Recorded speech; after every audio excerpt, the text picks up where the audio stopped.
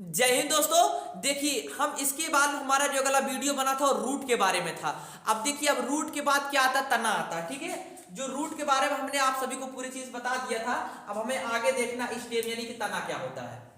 STEAM stem, stem मतलब होता है तना। ठीक है, अब आप लोग गौर करिएगा तना क्या होता है। देखिए जो हमारा मैंने आप सभी को बताया था, जो एक क्या होता है, एक हमारा बीज होता है, एक ऊपर की ओर जाता है जो तना का निर्माण करता है, एक नीचे की ओर जाता है जो कि हमारा रूट का निर्माण करता है।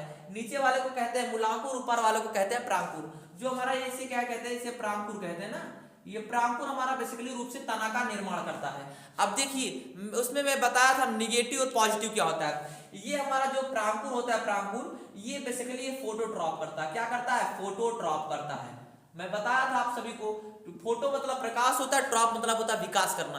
तो जो हमारा प्रांकुर होता है इसे हम पलमूले कहते हैं। ये पलमूले हमारा बेसिकली ये प्रकाश की ओर क्या करता है, विकास करता है, जिसकी वजह से किसका निर्माण कर देता है, स्टेम यानी कि तना का निर्माण कर देता है। ठीक है, अब आप लोग ध्यान समझिएगा, जो तना होता है हमारा तना, अब पूछता है कि तना की पहचान क्या होती है, इसकी पहचान क्या होती है। देखिए तना की पहचान ये होती है कि इसके इसके इसमें क्या होता है, गांठ होता है, जिसे हम लोग कहते हैं नोड। नोड मतलब क्या होता है, गांठ होता है। क्या होता है, गांठ। गांठ की पहचान कैसे करेंगे हम लोग, जब भी कोई पेड़ अगर आप लोग देखिएगा, अगर आप लोग पेड़ कोई देखिएगा उसमें ऐसे करके बना होता है ना, उसमें ऐसे करके बना होता है। तो जो ये वाला भाग है हमें पहचान करा देता है, भैया गांठ निकला है ना। इसी की वजह से कहते हैं, उसे कहते हैं नोड यानी कि गांठ कहते हैं। उसे क्या कहते हैं, गांठ कहते हैं। ठीक है, अब देखिए अब पूछता है कभी कभी कि तना को सबसे हानि कब होती है। अगर हानि की बातें कर दे, तना की हानि की बातें कर दे, तो तना की जो छाल होती है, छाल को छीलने से तना की बहुत ज्यादा हानि होती है। ठीक नहीं, इसकी जो छाल होती है, छाल छीलने से तना की क्या होती है, हानि होती है। ठीक है नहीं। अब देखिए तना हमारा क्या करता है, कभी कभी ये 1% ये फोटोसिंथेसिस करता है। क्या करता है, ये फोटोसिंथेसिस करता है, मतलब कि प्रकाश संश्लेषण करता है 1%। जब पतझड़ के समय में जब पूरी पत्तियां ऑटोमेटिक पूरी झड़ जाती हैं, तब देखिए क्योंकि पत्तियां हमारा क्या करता है, फोटोसिंथेसिस करके पूरे पेड़ को क्या करता है, भोजन प्रदान करता है।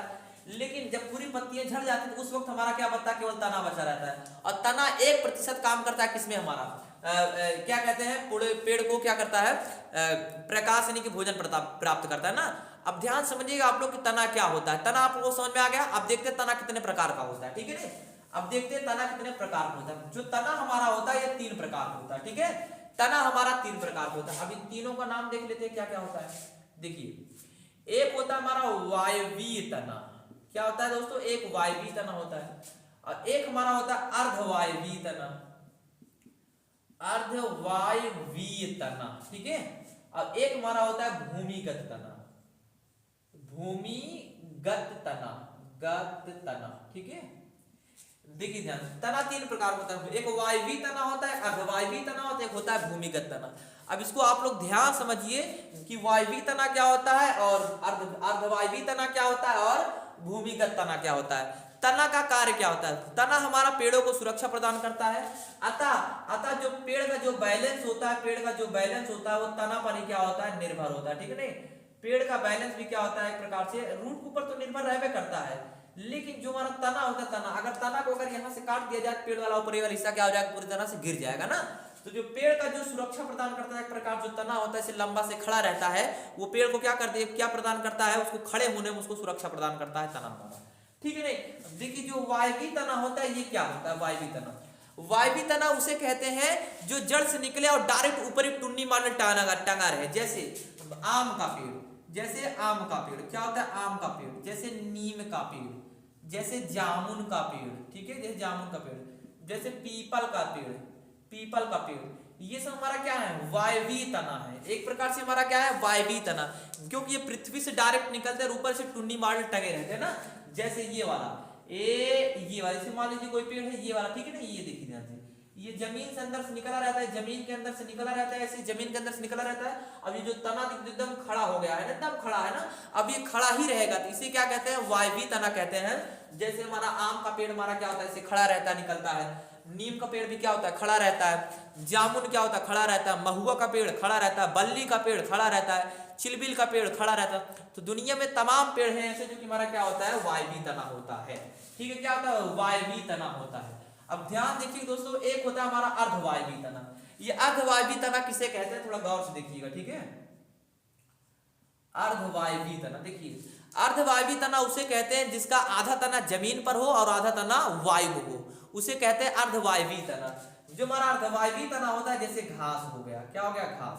अगर आप लोग घास को देखेंगे तो इसका आधा हिस्सा वो प्रकाश की ओर उठा रहता है और इसका आधा हिस्सा जमीन पर लटकता रहता है ना, तो इसी को क्या कहा जाता है, अर्धवायवीय तना कहा जाता है। ठीक है, अर्धवायवीय तना कहा जाता है। देखिए आप जैसे पृथ्वी अगर घसिया देखेंगे ऐसे से लटकी रहती है, ऐसे से लटकी रहती है ना, ऐसे से लटकी रहती है।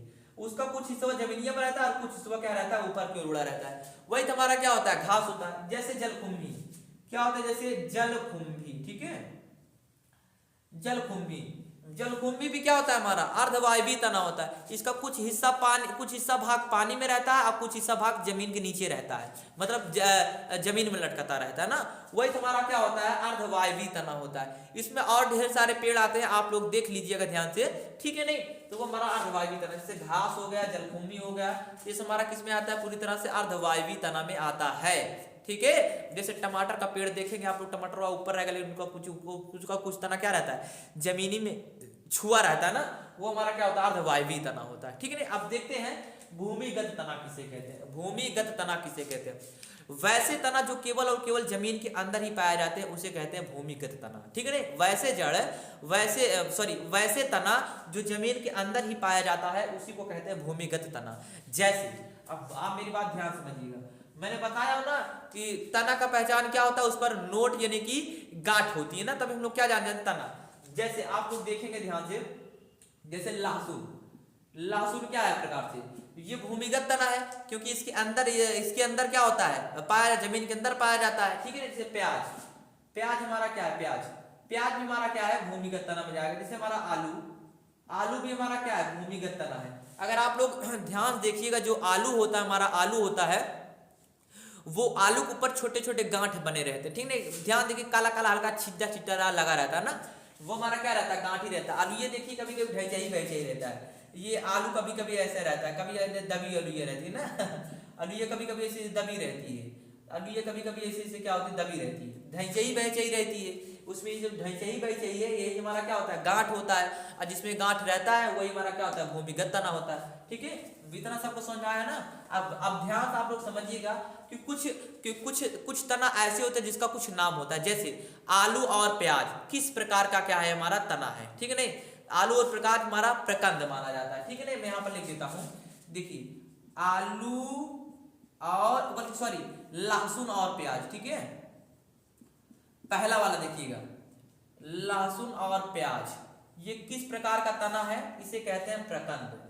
इसे क्या कहा जाता है, प्रकंद कहा जाता है। ठीक है, अब देखिए दूसरा हमारा होता है आलू और ओल। क्या होता है, आलू और ओल, ये किस प्रकार का है, हमारा क्या है, ये हमारा कंद है। ये हमारा क्या है दोस्त, ये हमारा कंद है। ठीक है, नहीं अब एक अदरक होता है और एक होता है हल्दी।